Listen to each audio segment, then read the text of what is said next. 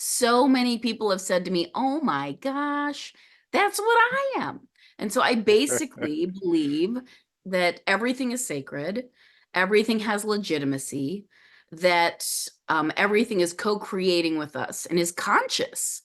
And, we need to interact or engage with everything in the world in a respectful way that honors whatever it is, their legitimacy or their right to be or their right to exist, but that everything is sacred in essence. That's how I describe it.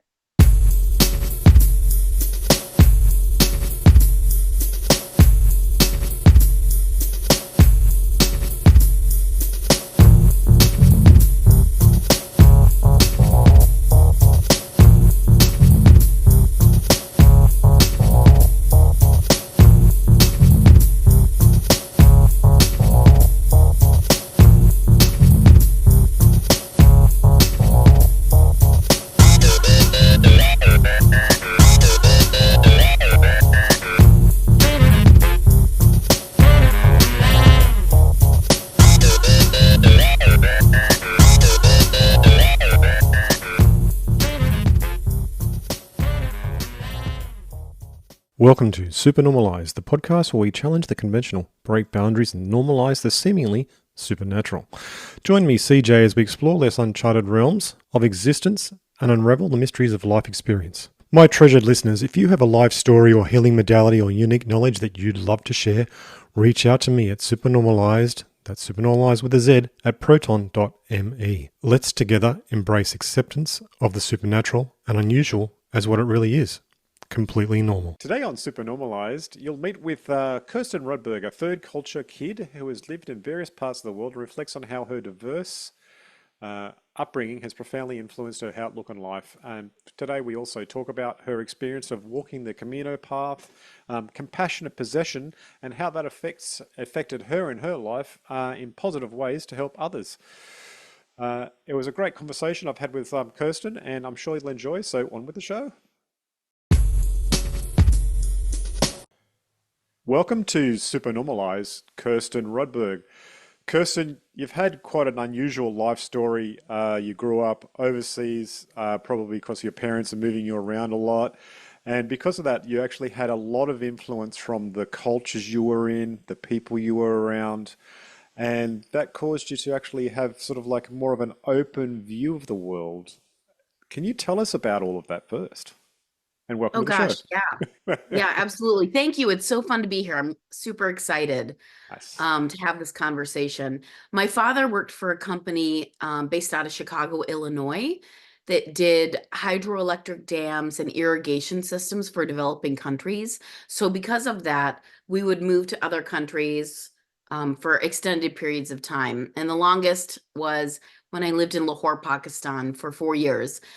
But besides that, also traveling over the world was very normalized for us as well because we had to get to these places. So I got to visit places like Thailand, Bangladesh, the Maldives, Kashmir, Sri Lanka, lots of places in South America. And as a kid, getting to go to a school I'll use Lahore as an example, with kids from all over the world, every religion, every culture, every kind of kid you can imagine, was one of the biggest gifts of my entire life because all we wanted to do was have fun and play and have a good time. And I didn't really understand what a gift it was until I went to seminary. Later on, I got my master's of divinity, and we were in a class, and it was a class to talk about colonialism, slavery, and one of the people in my cohort started sobbing, and she said, when I was little, I invited this little girl from school over. She was African American. And when she left, my dad beat me and said, you were never to have anyone like that in this house again. And I just really at that moment witnessed what my life could have been like if I hadn't, not that my parents beat me, but if I hadn't been introduced at such a young age to multiplicity, to how different people are in the world, whether it's religion or culture or what have you. That was when I realized that my childhood was a massive, massive gift. Yeah, that's cool. It would have been very interesting and mind expanding as a child, and I think it shapes you in different sorts of ways. You actually start to see the way that people are in the world and realize that not everything's exactly the same, and not everything is exactly as it is with growing up with your own parents. And in seeing that, um, it broadens your horizons. Oh, for sure. And I think it gives you a greater opportunity as a kid to more fully appreciate the beauty or the different kinds of beauty in the world, whether it's architecture or art or the way a city is designed or food, because I think food is art. When you're exposed to all this at such a young age, it kind of opens your horizons for what is potentially beautiful in the world or what can be beautiful. Yeah, yeah, for sure, for sure. So how did that shape you as a child? I mean, what did it do to you? I mean, did it drive you in certain directions? I mean, you said you got a master's in theology, so did it actually expand your understanding of spirit and connection to spirit? I mean, that's what it sounds like it was doing. Yeah, I mean, I told everyone that when they brought me back to the States, the culture shock was so horrific that I had to do fourth grade again. I mean, I just could not adjust. I was so confused at going from such a multicultural world to the middle of Illinois where everyone was white, which there's nothing wrong with that, but as a kid who was used to having lots of freedom in all sorts of ways, all of a sudden it mattered what I wore to school in Illinois, what I brought in my lunch, all of these things. And I couldn't adjust and I didn't adjust. And so because I was struggling, they had me do fourth grade again.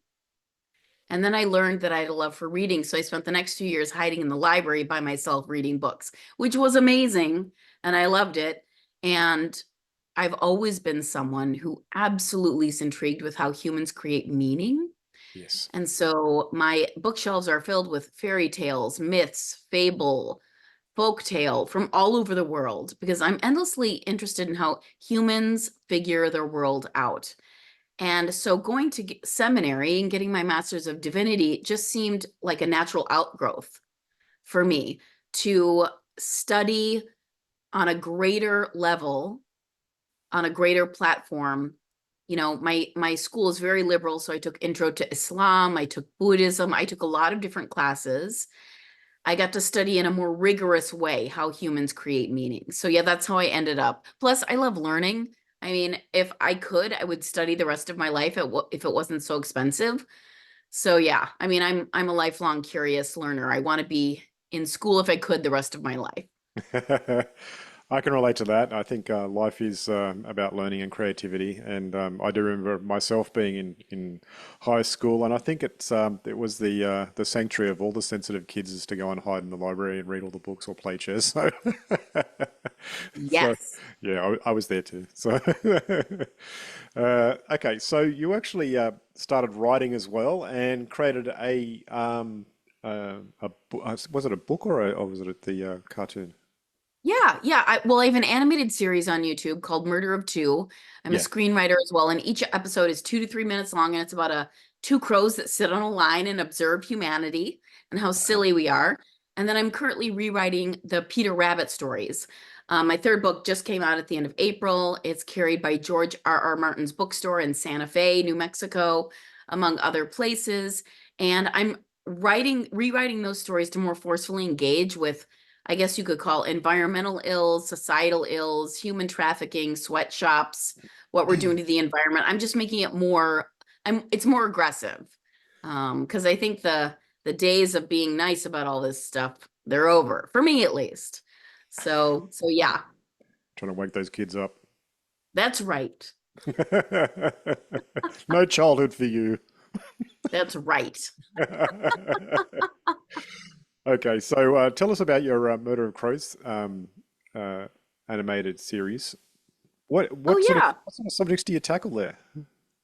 Well, my first episode was in response to George Floyd and his murder in the US. Mhm. I don't know very many of your listeners. It was a US event where a African American man was killed, murdered by police. And the video is horrific. I can't watch it because I know if I do, it's going to break my heart. but I was really struggling at that time to, and keep in mind that Murder of Two is in essence, I mean, it does make a lot of comments on things going on in the world, but it is a comedy show at the end of the day. It's a comedy show, which I know it's interesting to kind of combine those two things, but somehow I managed to do it. Um, but yeah, it's my way of just talking about how silly, and it's also, I realized later unconsciously, it's my comment on how God is probably looking down on us and wondering what on earth are those humans doing? Because the crows sit on the line and they look down at these escapades that are happening in each episode and they think, oh my gosh, isn't it? It's so amazing we're crows because these humans are just crazy pants. Later on, I realized that it was my unconscious trying to kind of reconcile probably what God thinks of us or spirit or that energy, because I'm a panentheist, what that energy thinks of us as it just probably shakes its head and watches as we all go about our days. Mm, mm. So tell us about your experience of panentheism and what it means to you. Yeah, so I came to seminary with no religion. I was the only one, I think, out of my class of 35 or 38 that had no religion. And I felt like a duck out of water. I mean, everyone else knew what they were doing, where they belonged, but I didn't. And then after the course of multiple months went through and we're all going to school together, a couple of my cohort members who were very nice, everyone was very nice. They said, "You know what? I think we're gonna self-identify as panentheists now." And I thought, "What's that? I don't even know what that is." And I realized after they described it and I did some research that I've been a panentheist all along. I just didn't have the name for it. And it's been Mm. really interesting describing this word and telling people about it because so many people have said to me, "Oh my gosh, that's what I am." And so I basically believe that everything is sacred, everything has legitimacy, that everything is co-creating with us and is conscious. And, we need to interact or engage with everything in the world in a respectful way that honors whatever it is, their legitimacy or their right to be or their right to exist, but that everything is sacred is in essence. That's how I describe it. Mm. Yeah, I get that sort of point of view myself, and I believe that everything is God all of the time. God, Goddess, all of one, all of the time, all experience, everything that's happening, all actions, everything that people do, all of the time is God acting, and we're a part of it, whether we like it or not. That's just what happens. Yeah, absolutely. I love that. Yes, two thumbs up. Mm. And so, what do you think is the purpose of all this then? You mean this creation? Yeah. Like everything that's happening? Oh gosh, I wish I had the answer to that because I don't. Lots of people come up with answers and they're trying to figure out what all this is, some grand experiment, some failed experiment, some, I don't know, weird bubble universe that is just an offshoot of the multiverse. I mean, that's what makes it exciting for me too, because I love science too. I've been reading science magazines since I was a kid. That's what makes it exciting to wake up every day because you never know on what frontier of science they're going to discover something new or prove something true, whether it's quantum mechanics or astronomy or dark matter, what have you. That makes it exciting to get up in the morning because we don't know what all this is. I'm gesturing all over the place. It's kind of an adventure, and I mean that's why, right? Why humans have so many different religions and are trying to figure out what all this is and create all this meaning. I refuse to comment on that question. Okay. No comment. No comment. Okay. So you actually ended up walking the Camino de Santiago. It's like a faith walk. Was that actually Yeah. driven by anything at the time? And what impact did that have upon your life? Well, it's actually those are both great questions because they dovetail. So I wasn't religious at the time at all. And in 2010, I went down to Florida to be with a dear friend who was having, at the time, it was an experimental brain surgery for Parkinson's. And so I spent 2.5 to 3 months with her as she got this Parkinson's surgery. Unfortunately, it didn't work and she died the next year. She had a really aggressive form of Parkinson's. And I missed her. She was my best friend in the entire world. It was devastating to lose her.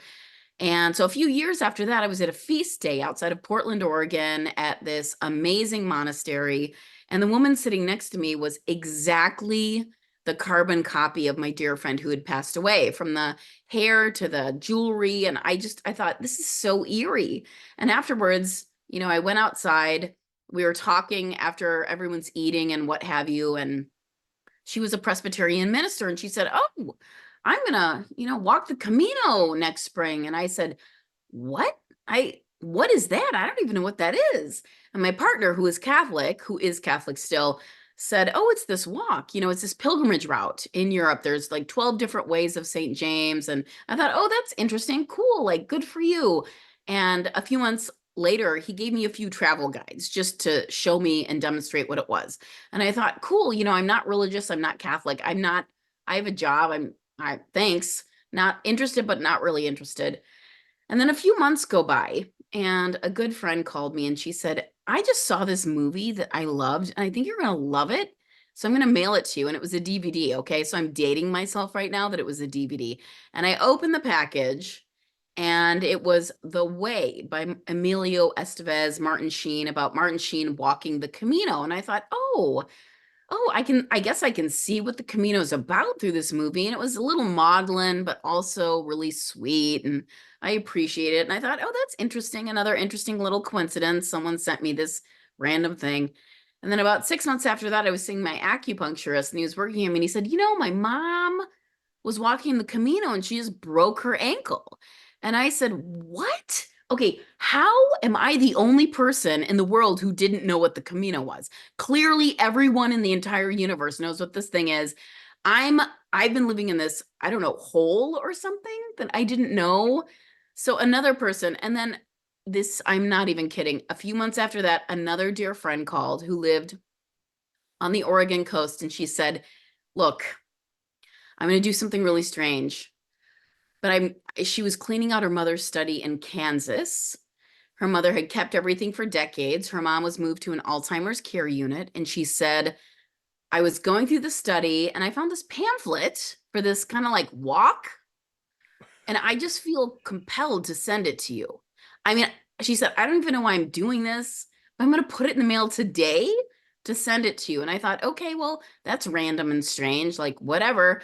And I get it a few days later, and I open the envelope, and it's a travel guide for the Camino from the 1960s. And Wow. so when I got this thing in the mail, I thought to myself, what is going on here? I don't even know what's happening. So I went over to my tarot cards and I pulled a tarot card, and the tarot card said, "You have not been listening to the messages we've been sending to you." Mm. And I thought, are you joking? I sat down on my bed, I cursed the universe, and I basically looked up at the sky and said, "Are you effing kidding me? You want me to walk the Camino? I don't do that. I don't hike. I don't walk. I'm not religious, by the way. I'm not Catholic. I don't do things like this. You're crazy. This is absurd." But then over the following weeks, I started understanding that all these weird messages, these bizarre messages, I mean, the chances of all these things happening for me were astronomical. And I thought, okay, I guess there's some reason I'm supposed to walk the Camino, even though I was still calling the universe stupid and being kind of whiny. I was really recalcitrant and very angry about the whole thing. But Yeah. the second I decided and said, yes, I'm going to move forward and do this ridiculous thing, every single door blew open. I was able to quit my job and be fine. Someone moved into my house for the time that I was gone and took care of my animals. I mean, every door that I thought was barring me from doing it just blew open. So that's how I ended up walking the Camino. And it ended up being this experience that was, I don't know, I tell people it was a movie version of the Camino. I had this distinct certainty that it was a journey that I'd always done, that it was always a part of my life, that I had done it 10,000 times before, and I was just showing up for an appointment and doing it another time. In that, like, if we do believe in the multiverse, I walk the Camino in every other multiverse, place there is. It just felt like a distinct appointment. And I mean, I really did have a movie version of the Camino. France had the worst weather they'd had in 90 years. I decided to walk from southern France to northern France and then along the Spanish coast. Everyone quit because it rained and snowed and hailed the entire time. I was covered in mud most of the time, but I've never been cared for and loved on and just taken care of by the French, by any population. I was in a foreign country where I really didn't speak the language. People went out of their way to take care of me, giving me free food, stopping me on the middle of the road and trying to understand what I was doing alone as a woman, because I did a route that was known for how the solitude, how lonely it was, and how physically arduous it was, not knowing the weather would be terrible that year. And so I got to Spanish coast, and they said, do not walk in June or July in the Spanish coast because it's hotter than Hades. And I thought, oh, it's the coast. It'll be cooler. And it was not cooler. I stopped going to the bathroom, urinating because I got so dehydrated. Finally, I'm crawling up the side of the Spanish cliff with my pack on my back in the woods. And I just had that moment that you have in the movies where the person just gets broken open in the middle of the wilderness, and I broke. And I just howled. And, I tell people the first thing I did was think, oh gosh, I hope no one heard that. Ooh, I hope no one heard that. Second, as a screenwriter, I thought, oh my gosh, how boring, Kirsten. Couldn't you have come up with something more exciting as far as what it looks like to break open? I was like, you chose the most banal way to express this. And then the third, I had this sudden flash of insight, and I thought to myself, oh my gosh, why did I think that? And that's when I understood that something in my life was very, very wrong, and I needed to heal it and or fix it. But the second that happened, I knew. I hobbled into the next town, spent a few days in bed, then went to Santander, took a week in bed to rehydrate, and then took the ferry to Cornwall and spent 3 weeks in Cornwall, which was the most amazing thing I've ever done. And then I took the Queen Mary back home. It all together was a massive, massive adventure. And I have to tell everyone, take the Queen Mary if you can. They have breakfast in bed, everyone, and you cannot underestimate the value of having breakfast in bed. Worth the price alone back then, I have to say. Okay, how did it change you? Well, for one, I think at the outset, I understood just from all the messages I got to do the Camino that it helped me to first see, I think for the very first time, that there are things going on in this reality, in this universe, that we as humans don't have language for yet.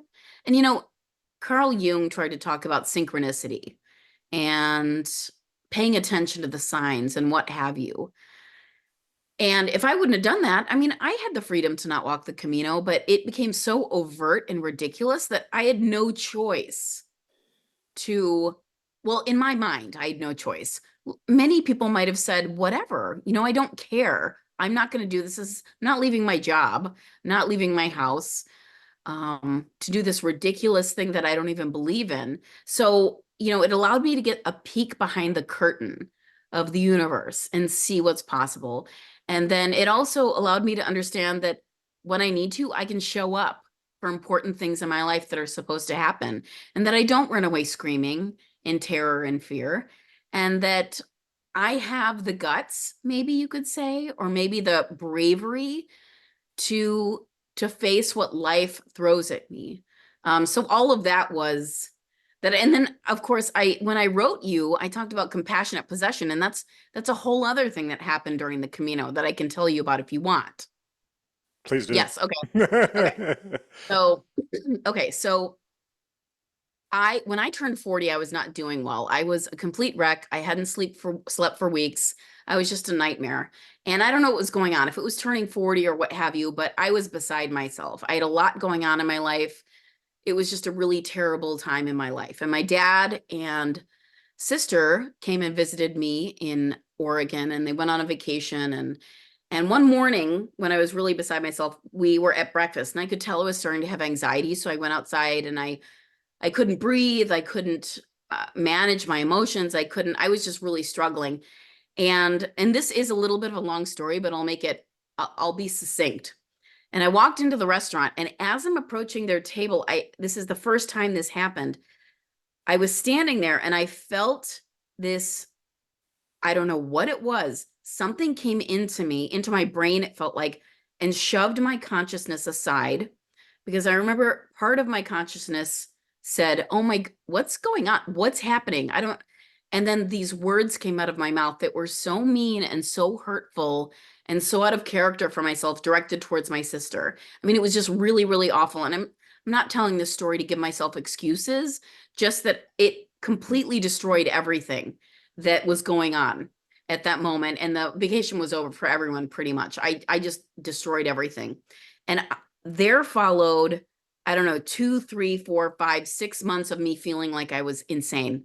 I called my mother crying. I cried for months. I was beside myself. I was distraught that I would say anything like that. I wondered if I should be put in a mental hospital because I did not understand what had happened. I was so devastated and bereft and broken by that experience. It cut my legs out from underneath me. I just suffered so much. It was so terrible. And then a few years later, I was at my job at a restaurant, and it was about 6:30 in the morning, and there was a gentleman sitting at the end of the counter. He and I were the only ones there besides for the cook, and he was reading a book, and he was really gruff and grumpy and kind of a little, I don't know, snot. You can say he was a snot. And he's reading this book, and he wouldn't give me the time of day. And I thought, you know what? We're both here early in the morning. I'm going to make him talk to me. So I walk up to him and I say, "Oh, what are you reading?" And he said, "It's a book on math and logic." And again, this thing came into me, and my conscious part of my brain said, "Oh my gosh, that thing is happening to me again." And then I started speaking and saying something, and then my brain said, "Oh my gosh, how does this sentence end? I don't even know what I'm saying." I said, "Oh, so do you think math is invented or discovered?" And so then we had this really crazy, and whatever it was disappeared, and we had this incredible conversation that was so fabulous. Mm. And it was so great that when he left, I was super bummed and really sad about it because it was such a great conversation. And then he comes walking in the next day and he said, "I had to come back." And keep in mind that he was doing a tour for his college in Denver, and he was sent at the last minute because the guy who was supposed to go got sick at the last minute. So he wasn't even supposed to be there. But he said, came back to the restaurant. He said, "I have to tell you something really crazy." And I said, "Okay." And he said, 1 or 2 minutes before you came over and asked me about that book and asked me that question, I just finished 3 pages on whether math was invented or discovered." And he said, "I can't even process what's happened, but I think you and I are supposed to know each other." And I was like, "Yay, I think we are too." And so there began a really gorgeous and beautiful friendship, Mm. one of which I'm so grateful for his friendship still today. And so flash forward. So we're going through time. I decide to walk the Camino. I end up walking with this woman, and we walk multiple days. She's kind of a sourpuss, really down on life, super judgmental, really unhappy, hates France, hates the people. She's one of those people that is just everything's negative. And it was pretty intense to walk with her, but she was also really good and didn't get lost. So I thought, I'm going to walk with her. And so we start walking one day. The weather's terrible. It is just a nightmare. And we finally get to this place where we're having dinner. Me and she and another pilgrim, this guy. And she's complaining again about how terrible France is and how terrible the people are. And I just said, I've not really had that experience. And she lost her beep. That's all I'm gonna say. I mean, she stood up from the table. The chair flew across the room. She was so angry. She started shouting at me and crying, and basically gave me what's what about how don't live in the real world, that I'm, what am I trying to do to her? I mean, she basically lost it for like 5 minutes. The other pilgrim was like, I'm gonna like go to my bedroom and just stay there. And this other woman, she stormed outside, and it was really intense and really dramatic. And I thought to myself, okay, you can't run away because I hate conflict. She's obviously really suffering. She's having something happened. I don't know quite what happened, but it was really terrible. And I don't want to run away from her.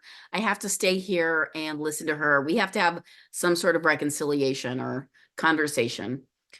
And so she came back in and she was still weeping, and she said, I'm so sorry. I'm so sorry. I apologize. I don't know what came over me, but this and this are going on. And everyone knows you break down at least once on the Camino. That's just what happened. And she sat down. I said, look, I mean, I had been praying to think of something to say to her, praying, because I had no idea how to engage with this.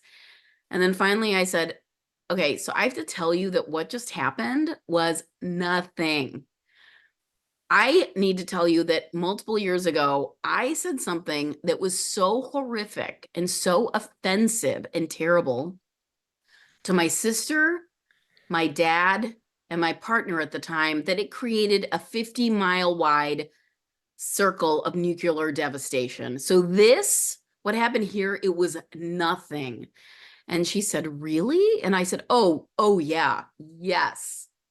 Yeah, so don't even worry about it. This was not a big deal. And she still was sourpussy and like grumpy. And but she felt better. It was like we had this conversation and she was able to let go of some of her shame and her embarrassment and whatever. And we went to bed and it was a normal good night. And so we walk a few more days. And I had, ever since I've been walking for like a month at this point, five weeks. And when you're walking the Camino, it's very important that you get a coquilla, a shell, the sign of the pilgrim, tied to your pack. And that year there were no coquillas anywhere. So I felt like a faux pilgrim.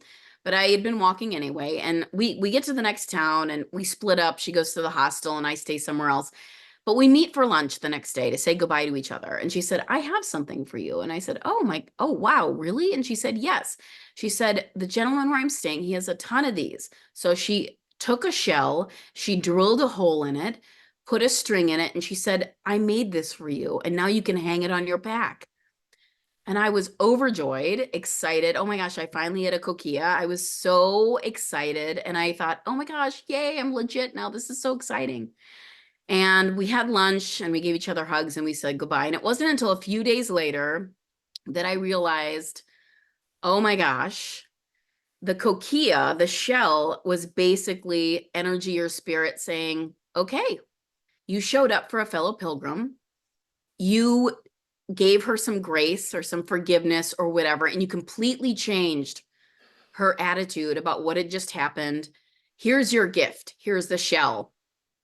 Beautiful. This is your benediction for doing a good job. But then after that, I realized that I would not have been able to be present with her in that way or take away some of the shame and her embarrassment if I wouldn't have, years before, totally and utterly humiliated myself by saying what I did to my sister, dad, and partner at the time. And it was then that I understood that what had happened, even though I didn't understand it at the time, had a purpose years later. And for me, that whole thing was just preordained. I mean, I was always going to go through that period of suffering where I said something that I would have never said. And then, but to be able to be present with her in that moment and share my story and help her, I said to myself, okay, I will suffer like that every time, because it just felt so good and positive to be able to be present with someone, listen to them, and help them out of feeling terrible or guilty or ashamed. So yeah, so then I went to, I'm in Santa Fe, New Mexico, and I went to a shaman to get some energy work. And I said to her, this has happened to me a few times. I don't know what this is. And she said, oh, compassionate possession. Yeah, that happens to people all the time. And I said, what are you talking about? Okay, I'm sorry, what? And she said, oh yeah, it's not that big of a deal. It really does. And I thought, oh my God, if only I could have known this years ago, because I've been thinking that I'm slightly unhinged. So yeah, that's my story. Wow, no, that's a huge story. It's a wonderful story as well. I can relate to that momentary possession and how it changes people.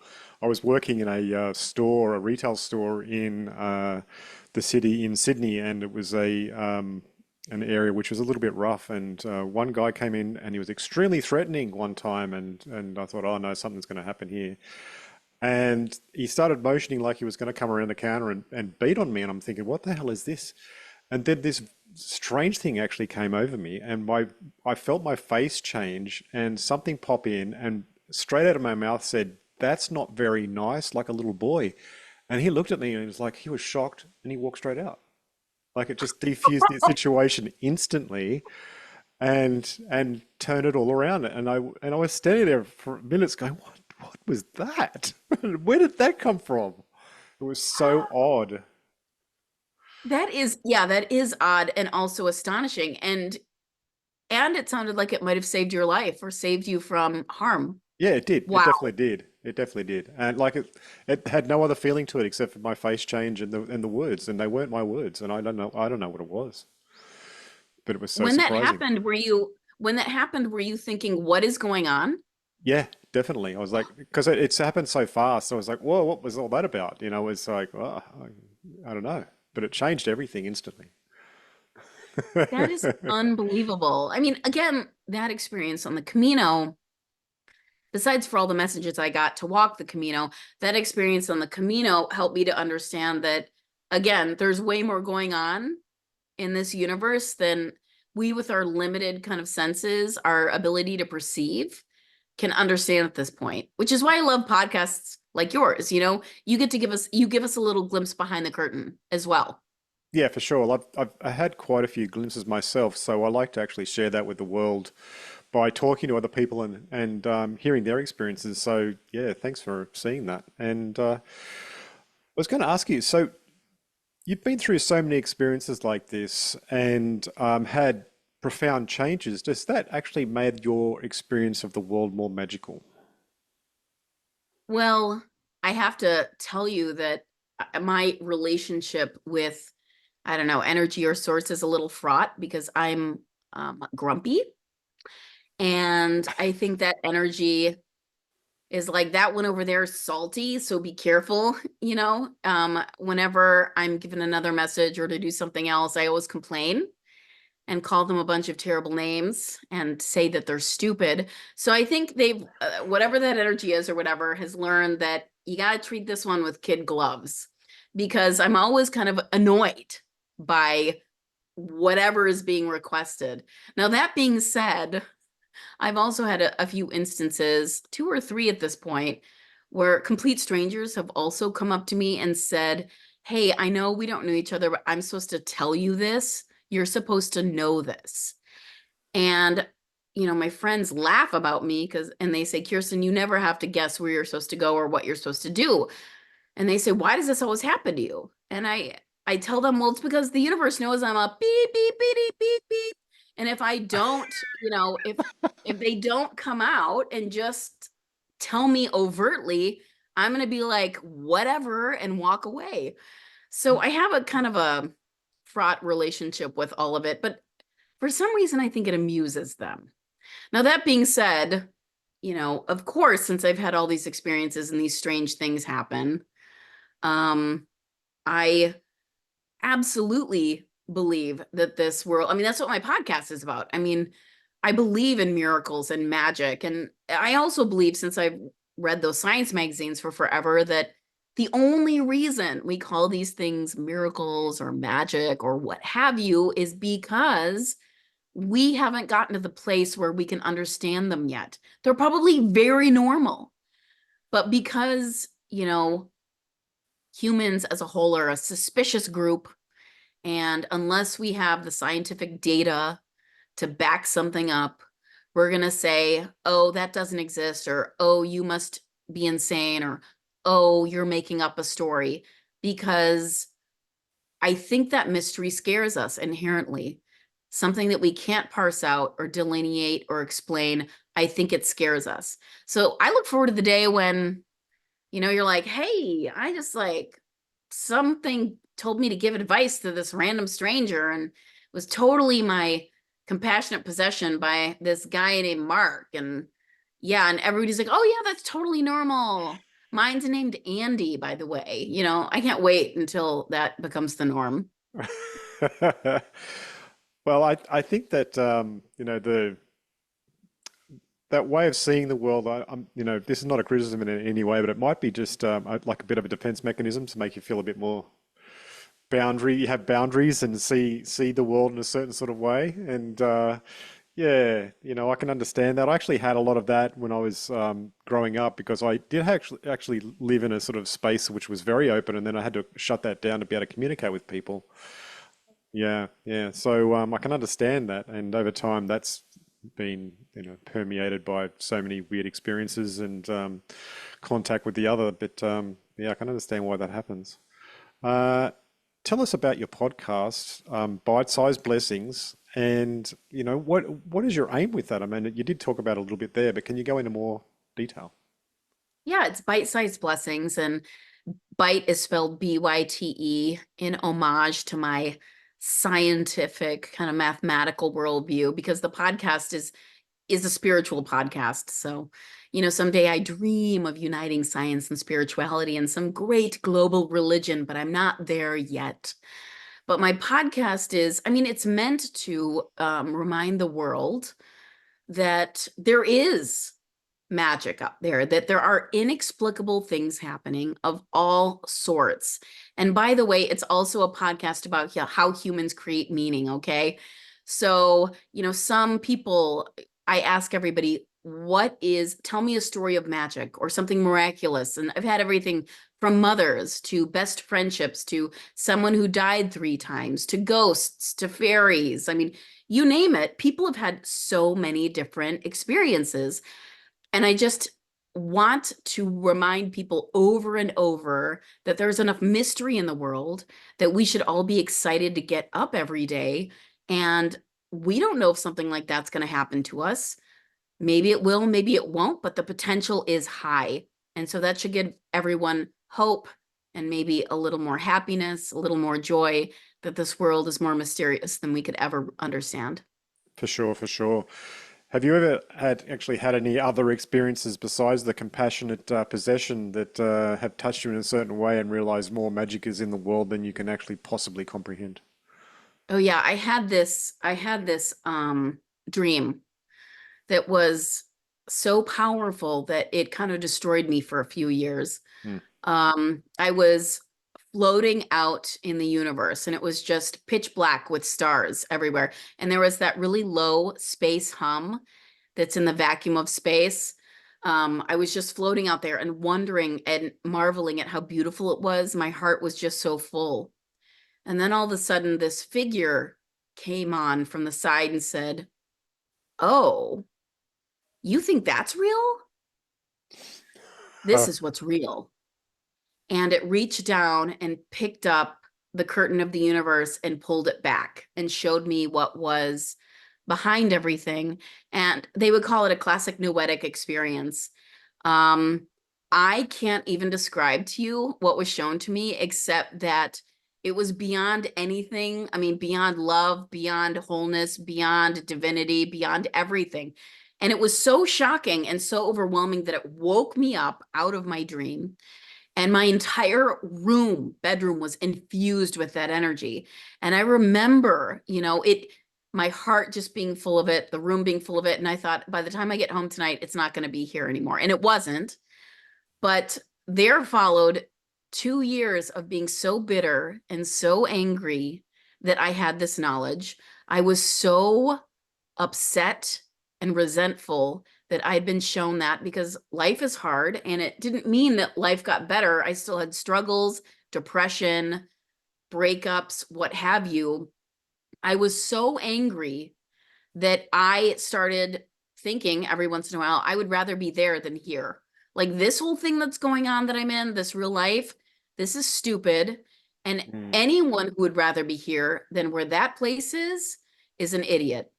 And I don't want to be here anymore. I was really struggling with that because, and I was also angry at whoever it was had shown me this because I was like, okay, I didn't want this knowledge. I didn't want to know this. This is ridiculous. You've just effed me up for the rest of my life. I'm totally screwed up now. It was not a good time. And then I went to go see the same acupuncturist. And finally he said, I wouldn't talk to him about it for months and months. And finally I confided and he said, okay, whoa. He said, all right, this is what we're going to work on now, is getting you to want to stay here in this world because you have work to do.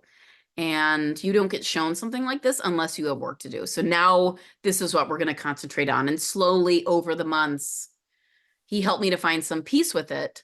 But yeah, that changed my entire life. And it was not in a good way for a very, very long time. There was a lot of anger and rage and suffering and resentment.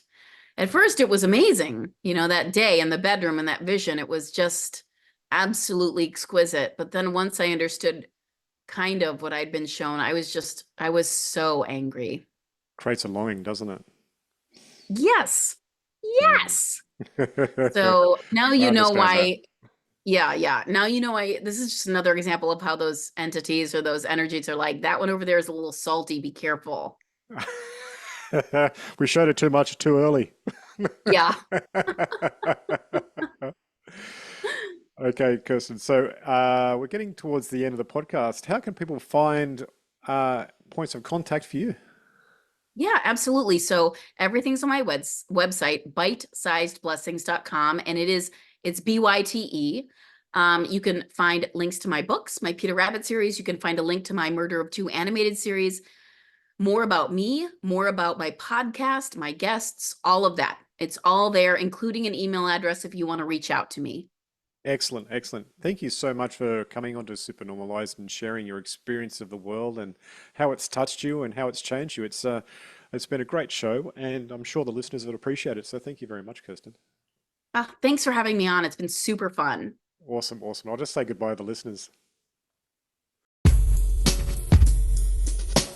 Again, that was a great episode with Kirsten. And if you enjoyed this show and valued it in some way, please, if you're on YouTube, like and subscribe. Or and if you're not on YouTube and you're on a podcast app and you think, well, somebody else needs to hear this, just pop it open. Oh, I bumped my microphone. Pop it open and hit that share button and send it just to one person. That'll help me a lot. And yeah, thank you so much for listening. And if you enjoyed today's show, please reach out to Kirsten and tell her as well. I'm sure she'd really appreciate it. And yeah, until next episode, it's bye for now.